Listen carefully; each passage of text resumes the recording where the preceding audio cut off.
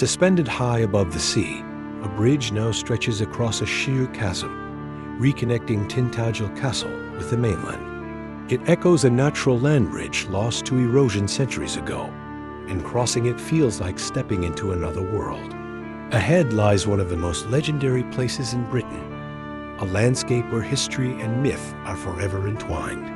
Tintagel has long been woven into the story of King Arthur.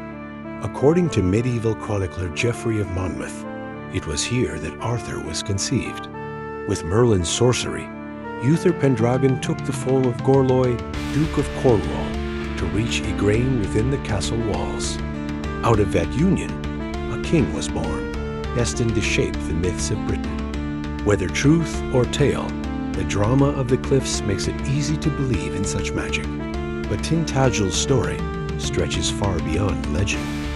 Long before the 13th century castle was raised by Richard, Earl of Cornwall, this windswept headland was already a place of power. Archaeology reveals a thriving community here during the so-called Dark Ages, from the 5th to 7th centuries. Trade reached across the seas. Amphorae carried oil and wine from the Mediterranean. Fragments of fine glassware and pottery arrived from distant shores. Far from remote, Tintagel was once a center of wealth and connection. When Richard built his castle, it was not as a royal fortress, but a symbol. By anchoring his legacy to Arthur's legend, he bound himself to a myth already centuries old. What remains today, weathered walls and crumbling gateways, are ruins, but they speak of ambition, imagination, and the enduring pull of a story that would not die. Below the cliffs lies Merlin's cave, carved by the restless tide.